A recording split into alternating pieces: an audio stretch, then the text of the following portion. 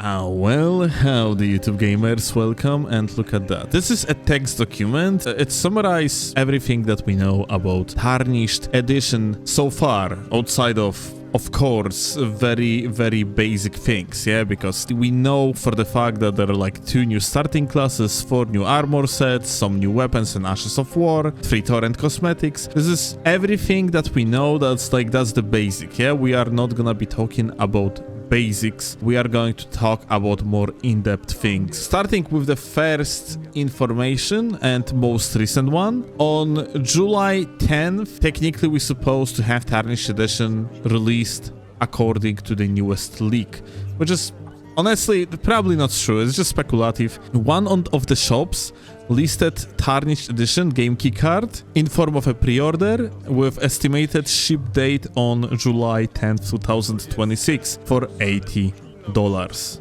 Out of more in-depth things, we definitely know stats of the steel armor set because some freaking nerds screenshotted and translated all of these. If you want to look it up, you can just pause and so on, but this is basically how the steel armor set looks like. So another thing is stats of the starting classes and heavy knight nerf. Memruk on our Discord posted this very interesting spreadsheet that shows few important things. Here on the top you have the old starting classes, and here you have 3 new ones, or more like 2 new ones, but well, Heavy Knight actually got nerfed.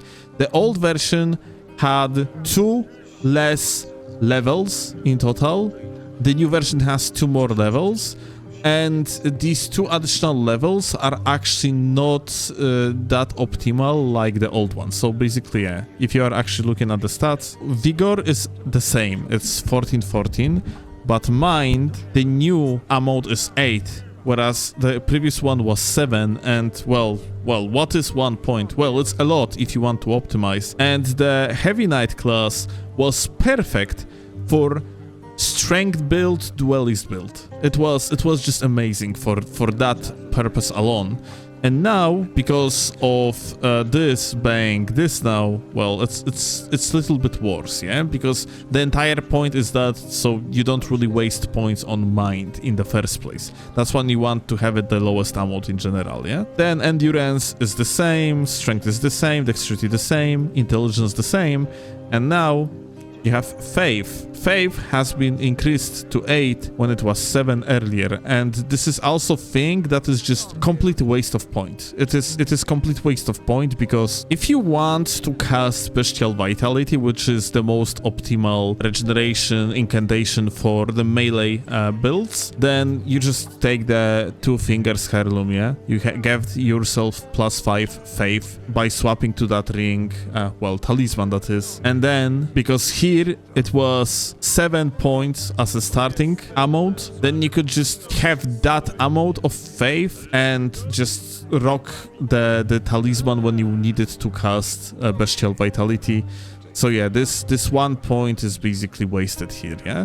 And it essentially means that earlier Heavy Knight was actually insanely good, because in comparison to most optimal melee class, which is Vagabond, it was actually saving you 5 points. 5 points that you can utilize, let's say at level 125 or 150, to distribute into other stats is a lot, especially if you are like playing competitive duels or whatever, or even like casual duels.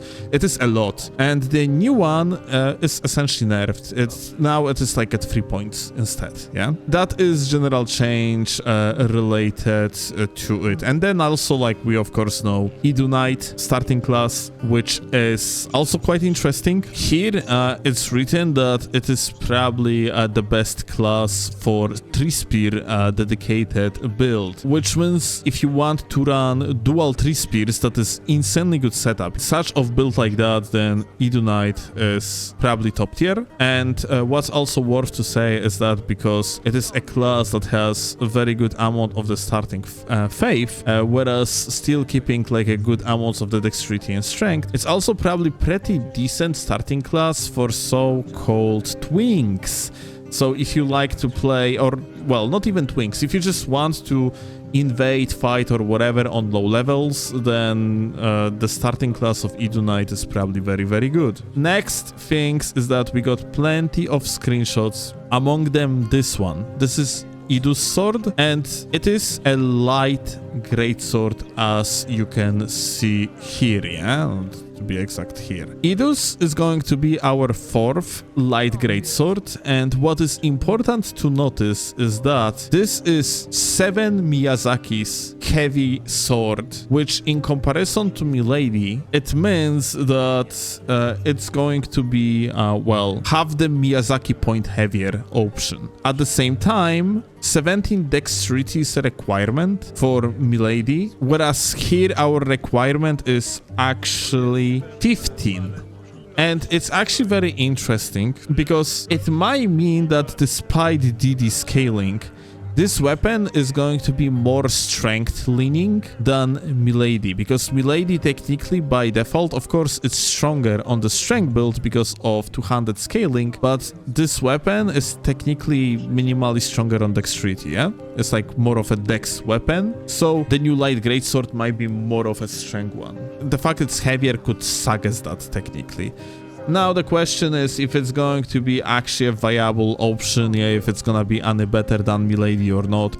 It's gonna depend based mostly on the range of this weapon, something that we simply do not know, yeah? We don't know if the range is better or not, yeah? Otherwise, it's about the same sword, it's just that Idus sword gonna be available to you from the beginning because it is starting class weapon. But yeah, anyway, there is like one more thing. So, Elden Ring Tarnished Edition, definitely going to have this. That's one of the things that got promoted, and my eyes are focused on this. It is a Matador cape, yeah? It's called apparently Muleta, yeah? And I am pretty certain that this item, while holding it or whatever, it's gonna draw an aggro, yeah? I'm pretty certain, like, come on, it must be the thing. There is no way they are not going to introduce such mechanic to item that looks like that. Here is a thing though. What you see currently on the screen, this huge ass AoE that you're witnessing, it is a hitbox of something that is called pig bone arrow. So when you use pig bone arrows, yeah, when you're gonna shoot on the ground, then you do not see it, yeah, but that white shadow lure effect that you have on it is right now creating around me that invisible dome, and that hitbox is applying information to mobs around that go towards this direction. There is something happening there, yeah? Like, you're gonna shoot it here. You see, the mob went directly to it, yeah?